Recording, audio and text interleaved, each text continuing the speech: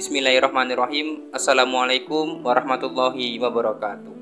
Sahabat beriman yang dirahmati Allah Subhanahu wa Ta'ala, kali ini kita akan membahas tentang jembatan Shiratal Mustaqim. Jembatan Shiratal Mustaqim yaitu jembatan termasyhur yang berada di atas neraka. Kita semua akan menyeberangi titian sehalus helai rambut dan setajam pedang tersebut. Tak akan ada yang bisa melewatinya sebelum menjawab 7 pertanyaan. 7 pertanyaan pada 7 pemberhentian. Lalu, apa saja pertanyaannya dan apakah kamu siap menjawab pertanyaan tersebut? Pada hadis Al-Syarif, Nabi Muhammad SAW menjelaskan jembatan Shiratal Mustaqim sebagai berikut. Hal yang mudah bagi beberapa dan mustahil bagi yang lain, tergantung amal perbuatan mereka. Neraka memiliki jembatan sehalus helai rambut dan setajam pedang dengan duri yang bisa membelenggu siapapun yang Allah Subhanahu wa Ta'ala kehendaki. Manusia bisa melewatinya sekejap mata, secepat kilat, seperti angin berembus, atau seperti menunggangi kuda raja. Malaikat akan berkata, "Ya Allah selamatkan, ya Allah selamatkan," secara terus-menerus yang ada dari mereka. Ada yang selamat tanpa luka, ada yang bersusah payah, dan ada yang terjatuh. Ya, seperti yang kita pahami dari hadis, manusia bisa melewatinya sesuai amalan mereka di mata Allah Subhanahu wa Ta'ala. Beberapa akan melewatinya secepat kilat, sedang yang lain harus merangkak hingga akhir perjalanannya. Seperti dikatakan dalam Al-Quran pada surat An-Najiat ayat ke-6 dan 7, malaikat Israfil akan meniup sangkakala sebanyak 2 kali. Tiupan pertama akan mengguncangkan seluruh langit dan bumi. Hari perhitungan pun dimulai, kecuali pada mereka yang Allah Subhanahu wa Ta'ala berikan pengecualian. Tiupan kedua akan membangkitkan yang mati dan dikumpulkan di padang mahsyar. Mereka yang dibangkitkan kembali di padang mahsyar akan diberikan catatan amal semasa hidupnya. Dikatakan dalam Al-Quran bahwa saat kamu diberikan catatan itu di tangan kananmu, pertanda akan masuk surga. Dan jika kamu diberikan catatan itu di tangan kirimu, maka itu adalah tanda hukuman di neraka. Saat di dunia, malaikat Raqib dan Atid mencatat segala amal perbuatan manusia. Semua amal baik dan dosa yang kita lakukan akan dihadapkan dengan kita. Catatan amal perbuatan tersebut disebutkan pada ayat ke-49 surat Al-Kahfi. Dan diletakkanlah kitab catatan amal, lalu engkau akan melihat orang yang berdosa merasa ketakutan terhadap apa yang tertulis di dalamnya. Dan mereka berkata, "Betapa celaka kami, kitab apakah ini? Tidak ada yang tertinggal, yang kecil dan yang besar, melainkan tercatat semuanya. Dan mereka dapat semua apa yang telah mereka kerjakan, tertulis dan Tuhanmu tidak menzalimi seorang jua pun." Ya, kitab ini akan dihadapkan di padang mahsyar. Begitu kita mendapatkan catatan amal, pertanda kita berada di ujung jalan. Tapi ada satu perhentian terakhir sebelum ke tujuan akhir kita. Ini adalah perhentian sehalus helai rambut dan setajam pedang. Ini adalah perhentian yang harus dilewati semua orang tanpa terkecuali. Perhentian ini adalah jembatan Shiratal Mustaqim, dan tidak ada seorang pun di antara kamu yang tidak mendatanginya, neraka. Hal itu bagi Tuhanmu adalah ketentuan yang sudah ditetapkan. Surat Maryam ayat 71. Menurut hadis, Shiratal Mustaqim adalah jalan lurus di atas neraka. Semua manusia akan melewatinya. Orang beriman akan melewatinya dengan cepat atau lambat, tergantung amal mereka. Adapun orang kafir dan berdosa, mereka akan tersandung dan jatuh ke neraka. Nabi Muhammad SAW bersabda, yang pertama melewati Shiratal Mustaqim adalah dirinya dan umatnya, dan manusia akan melewatinya dengan cepat jika amal mereka baik. Apa yang akan ditanyakan saat kamu lewati jembatan ini? Setiap orang akan ditanyai atas amal baik mereka dan dosa-dosa yang dilakukan di dunia. Seperti yang dikatakan di awal, tak akan ada yang bisa melewatinya sebelum menjawab 7 pertanyaan. 7 pertanyaan pada 7 perhentian. Hal pertama yang akan ditanyakan pada perhentian pertama adalah iman kita. Kita akan dengan mudah melewati tahapan pertama jika iman kita kuat, tapi manusia yang tidak beriman akan jatuh ke dalam neraka di tahapan ini. Dan kita tahu, mereka yang diberikan kesempatan untuk beriman, namun tetap ingkar akan masuk neraka.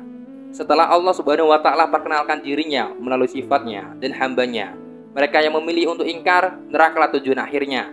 Neraka begitu mengerikan, sehingga saat ditanya apakah sudah penuh, neraka akan berteriak, "Apakah tak ada lagi?" Jawabnya. Dengan kata lain, tak peduli berapa banyak manusia, neraka tidak akan penuh. Tapi jangan takut. Jika kamu salah satu dari yang beriman dan melakukan amal baik, kamu mungkin terbebas dari tekanan di padang mahsyar dalam sekejap. Sama seperti Nabi Ibrahim alaihissalam yang diselamatkan dari api, kamu masih memiliki kesempatan jika kamu beriman, walau tak banyak melakukan amal baik untuk menyelamatkanmu. Jika tidak, akan ada kail yang menahanmu karena dosa-dosamu. Jika kamu terbebas dari kail itu, maka baguslah. Tapi jika tidak, neraka akan menunggu untuk menelanmu. Seperti yang ada di ayat ke-72 surat Maryam. Kemudian kami akan menyelamatkan orang-orang yang bertakwa dan membiarkan orang-orang yang zalim di dalam neraka dalam keadaan berlutut. Mari kita lanjutkan pembahasan tentang perjalanan kita di jembatan itu. Neraka akan menarik perhatian kita dengan semua teror dan kengeriannya di bawah. Kita berusaha untuk tidak melihatnya dan fokus berjalan di atasnya. Kita akan melihat orang-orang di sekitar. Di satu sisi akan ada manusia yang bertobat, dan di sisi lain akan ada manusia yang jatuh ke neraka. Juga akan ada manusia yang memikirkan akhirat.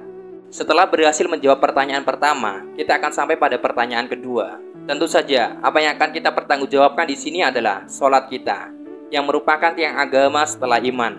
Jika sholatmu lengkap dan tulus, perhitungan amal akan mudah. Tetapi jika doamu tidak tulus, keimananmu bisa runtuh. Nabi Muhammad SAW bersabda, sholat adalah tiang agama. Barang siapa yang meninggalkannya telah menghancurkan agamanya.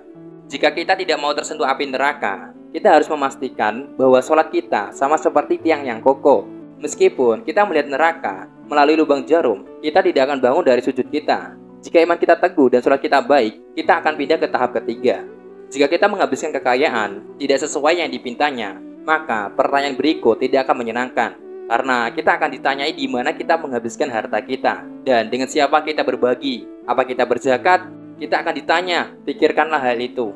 Kamu hidup dengan pikiran bahwa harta yang diberikan oleh Allah SWT adalah milikmu, alih-alih berzakat, yang mana adalah perintah Allah SWT untuk berbagi. Kamu malah menyembunyikan dari mereka yang membutuhkan dan tidak berbagi pada yang berhak. Kita hendaknya mencari perlindungan Allah SWT dari hal ini. Jika kita sembunyikan harta kita, surga pun disembunyikan dari kita. Jika kita mendapatkan dan menghabiskan harta kita sesuai dengan perintah Allah SWT, kita akan ditanya tentang puasa di perhentian keempat, yang mana sudah ditentukan untuk kita, serta untuk orang-orang sebelum kita. Jika kita tak mau bilang, andai saja di tahapan ini, kita harus menebus puasa kita, yang tidak kita lakukan dengan segala macam alasan. Setelah itu, kita akan berada di perhitungan kelima. Di perhentian ini, kita akan ditanyai tentang ibadah haji. Kita akan ditanyai tentang ibadah haji. Jika kamu menunda ibadah haji karena faktor keuangan, kamu harus melakukannya setelah keuangan stabil. Jika kita beralasan dan lalai, meskipun secara keuangan cukup stabil untuk melakukannya, akibatnya akan mengerikan. Pada perhentian ke-6, kita akan sampai pada subjek yang menjadi perhatian semua orang. Melindungi hak-hak orang lain dan menjaga kerabat kita. Kita selalu mengabaikan hak-hak orang lain dengan mengambil alih haknya. Namun, ada begitu banyak hal lain yang diperhitungkan dalam hak orang banyak. Terkadang, kita melakukannya tanpa sengaja. Terkadang sengaja dengan perasaan bahwa tidak akan terjadi apa-apa. Misalnya, kita menyebarkan fitnah tentang seseorang tanpa berpikir apakah itu benar. Kita dengan mudah menjadi bagian dari fitnah. Konsep keluarga dan kerabat penting dalam agama kita. Hal ini harus diperhatikan. Namun, kita tidak selalu akur dengan anggota keluarga kita. Kita bahkan tidak menyukai perilaku mereka. Tapi bukan berarti kita harus memutuskan hubungan dengan mereka. Mari kita lihat kembali sahabat Nabi kita. Beberapa orang tua mereka bahkan bukan muslim, tapi mereka tetap berbakti, kecuali pada hal-hal yang dilarang Allah SWT. Setelah melewati semuanya, kita ditanyai tentang kebersihan atau mandi wajib. Jika kita melewati 6 pertanyaan sebelumnya, atas rahmat Allah, kita berada di antara mereka yang mengutamakan kebersihan. Jika kita kesulitan dengan kebersihan, maka tak mungkin kita bisa mengatasi pertanyaan-pertanyaan sebelumnya. Setelah semua pertanyaan tersebut, neraka tidak akan bisa meminta manusia menjadi bagiannya. Sedangkan surga akan meminta Allah SWT untuk menjadikan manusia sebagai penghuninya. Nabi Muhammad SAW bersabda dalam hadis Al-Sharif, banyak manusia tak akan sadar mereka melewati Shiratal Mustaqim dan bertanya kepada malaikat, di mana Shiratal Mustaqim dan di mana neraka? Apakah kita melewatinya? Malaikat akan menjawab, kamu melewati Shiratal Mustaqim di atas neraka, namun api neraka surut dan ditutupi karena cahayamu, Jami'us Saghir. Dikatakan juga bahwa api neraka akan berkata pada yang beriman, wahai manusia beriman, pergilah dengan cepat, cahayamu mengurangi apiku. Insya Allah kita akan dianugerahi surga. Surga adalah tempat yang sangat indah untuk dikunjungi di akhir perjalanan. Tak ada yang pernah melihat, mendengar, bermimpi, atau membayangkan surga. Tak sulit untuk menjalani hidup di jalannya. Kita juga perlu mengambil langkah baik untuk melawan racun yang memabukkan di akhir zaman. Ingatlah bahwa semua yang kami bagikan denganmu adalah benar dan akan terjadi. Apakah setimpal untuk menghancurkan akhirat kita demi kehidupan sementara di dunia? Wallahu a'lam bishawab. Mungkin itu saja video kali ini. Semoga bermanfaat. Kurang lebihnya saya mohon maaf. Wassalamualaikum warahmatullahi wabarakatuh.